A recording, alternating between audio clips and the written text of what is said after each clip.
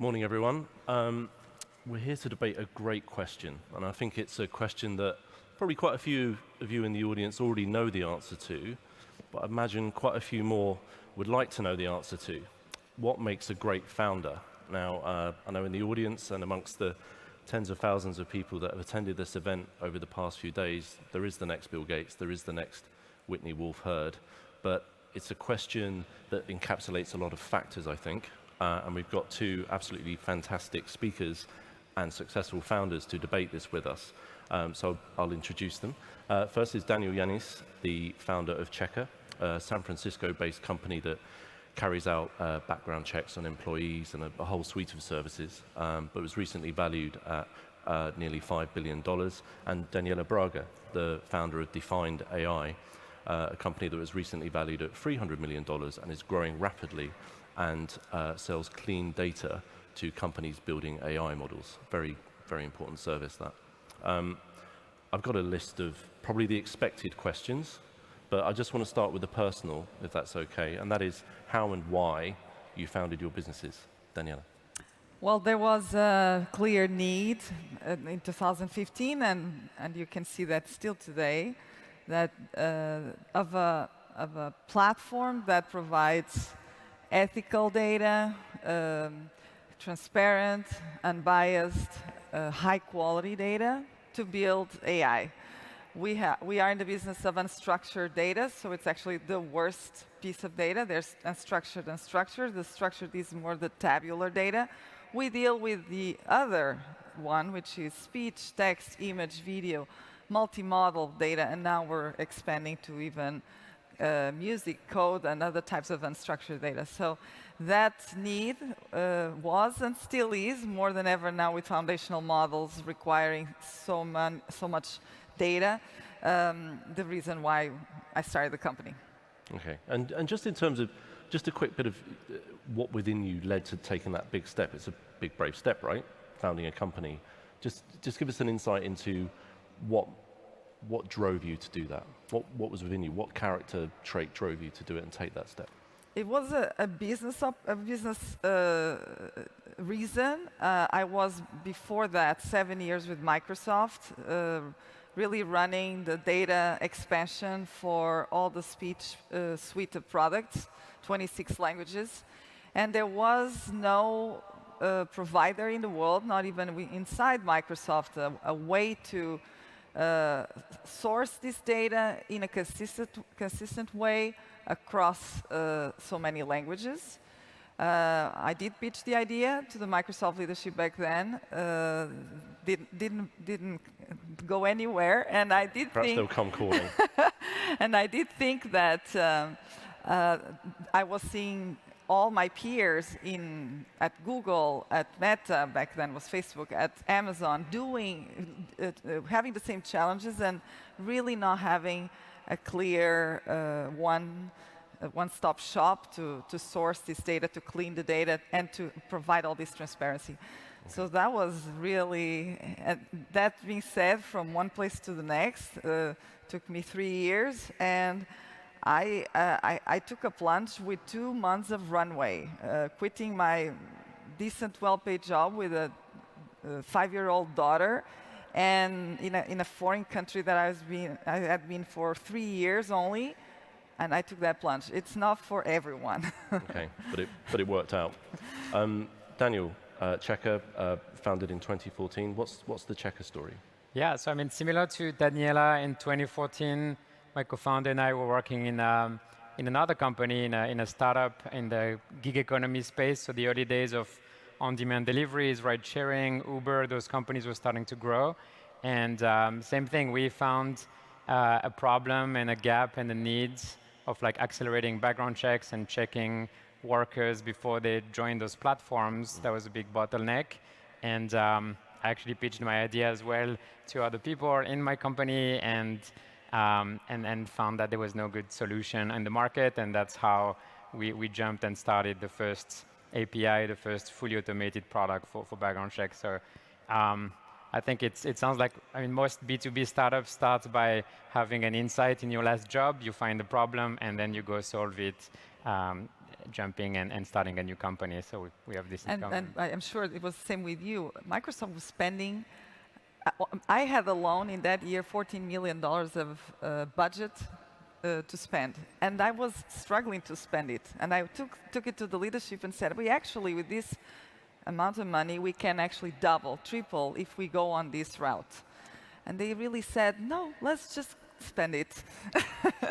So there was money to spend, and there was not a need to make it more efficient. So I guess that's what we all do then. Okay, and I know that if we had a question like what problems have you had to overcome, that's probably quite a long list, and I think we could almost have a separate session on that, and I think it's a constructive question. But on this, Daniel, can you just give an example of a problem that you had to overcome with Checkr that would be relatable to the founders and would-be founders out there that they'll probably need to overcome as you did yourself? Yeah, I mean, maybe it's, there might be, so I'm French, so I'm a French citizen, but I moved to the US to try to start my startup in 2014, and definitely immigration, visa was a challenge. It's very hard to get a visa in the US, and it's even harder to start your own company, so you have to be creative and really network and find solutions, to raise a little bit of money so you can sponsor your own company. So that was definitely a struggle. My co-founder and I were both French in the US. And how do you address that? Is that you get a lawyer? I mean, I presume you get a lawyer. the services in that the US, you get a lawyer for anything you need to do, and you Good get a use of lawyer. lawyers. And if you can raise enough money, you can eventually sponsor your own startup. But you need to prove to the government that you have enough money, enough traction, a good business plan, and then you can sponsor your own visa with your company. But that's definitely a high bar and harder than in most European countries, I would say. Yeah, and just on that, I know, because obviously you're both based in the US, but in Europe, within the EU, sorry, I'm a British journalist, so I wouldn't know about that, but within the EU, it's easier. I think there's pros. I mean, it's easier, I think, from a visa perspective. Yeah. But then I have friends who are founders in Europe. It's a bit harder to find enough VC money, to have people who are taking a lot of risk. So the investment community in the is US, less well developed. In Silicon Valley, you might get a little bit more support to start, risky businesses. There's pros and cons, but I think things have really improved in the last 10 years since I, moved to the US. When I look at France, there's a lot of infrastructure and funding for startups, and I think in Portugal, UK, many countries too. So I think now it's easier to start a global startup. Okay. Daniela, what sort of difficulties have you faced that you can sort of relate to the audience? So I didn't have that problem because I was already there through Microsoft. I had a green card. I was on track for citizenship, which I am, a double citizen. So I never had that problem. But I had a completely different problem, which is fundraising as a woman. There's only 2% of women that raise VC capital in the world. I used to remember these conversations in the early stages of the company with my male peers who used to, we would compare notes on KPIs to raise the first million or the first 10 or the first 50. And I was never treated the same way, in the way that my KPIs were always the next series compared to my male peers. For seed round, I had to have revenue. I had to have recurrent revenue. Nobody has recurrent revenue, probably until Series B in many cases. I had to have recurrent revenue. I had to have contracts and runway. I had to have all of the things that, why are you actually, the reason why we're raising capital is because we don't have that, but we have the product market fit of established customers, which we always did. I mean, our product is clearly B2B. We only sell to the Fortune 50 and now Fortune 500 companies that are the big builders of AI. That was more reassuring, but that's the thing. I heard all the most incredible excuses to not give me money. And remember also the fact that my male peers used to count how many VC meetings they used to have. I mean, for every 100 that they had, I had to have 1,000 to get a maybe. Sorry, this is a really important subject, and again, I think for a separate talk, I think. But do you have any advice for female founders about sort of overcoming that's not a great statistic at all, 2% No. of VC funding. So getting over that sort of, is it almost a psychological hurdle when you hear that? And then also, why is that hurdle there? Any sort of thoughts you have on that? And also want to bring in you too, Daniel, on that. I mean, I think the main point, and in the US there's a lot of awareness around these things, more now than before.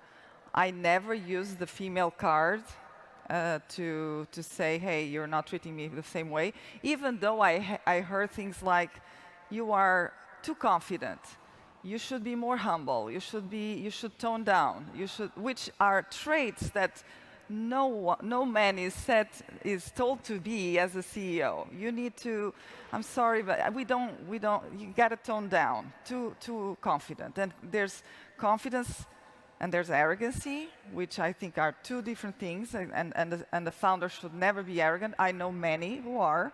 I think that's one good trait of a founder, not being arrogant, always understanding that we're always learning. This is a very, very tough journey of growth. But it's really not bringing the female card, because we don't play with the same rules. We are paving the way for our future generations. But if we look at in the 80s, there was no Fortune 500 company led by a woman in the United States, in the world.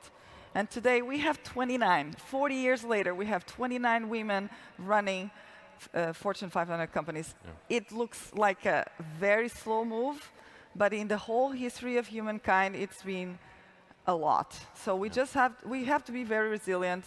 Peer group support, more the society is aware about these things.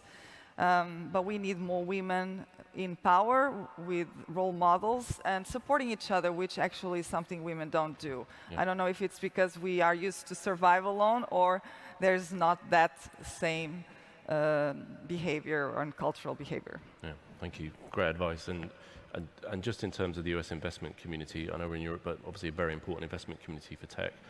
Is it a diverse community? Is it one that people of all backgrounds can relate to and be sure of getting a fair hearing?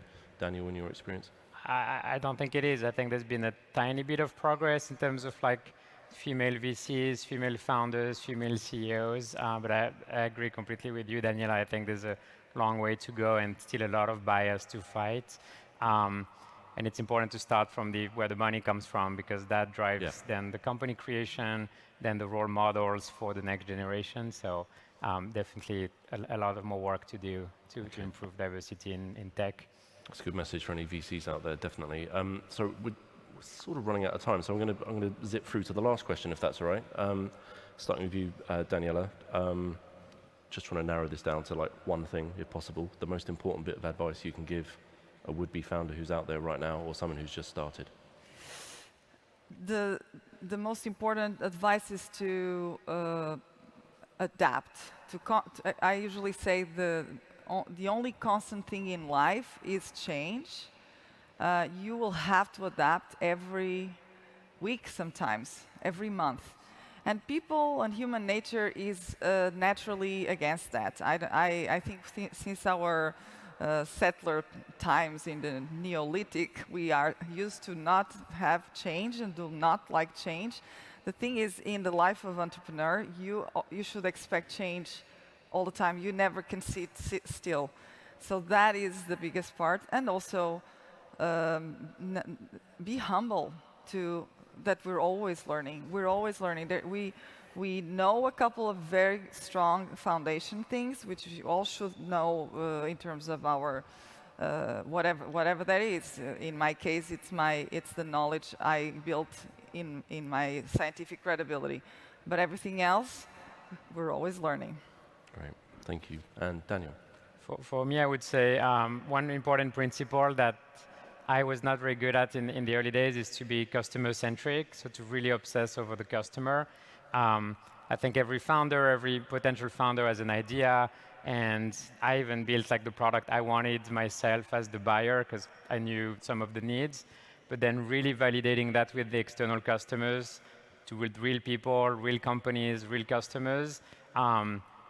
you will always be surprised that actually the idea you had was not exactly what they need. So like spending as much time with real customers, understanding their problems and solving them in an iterative way, that's still something I'm focused on right now, 10 years later. And that is one of the most important things, I think, when you get started. And the Okay. customers change their mind. That's why we always have to adapt. Exactly. Well, that's all we have time for, but just to recap those tips, be humble, learn, find a gap, obviously, find a gap in that market, be customer-centric, understand the customer, and adapt. So thank you very much to Daniel Yanisse and Daniela Braga for their insights, and I hope this will make you better founders. Thank you. Thank you.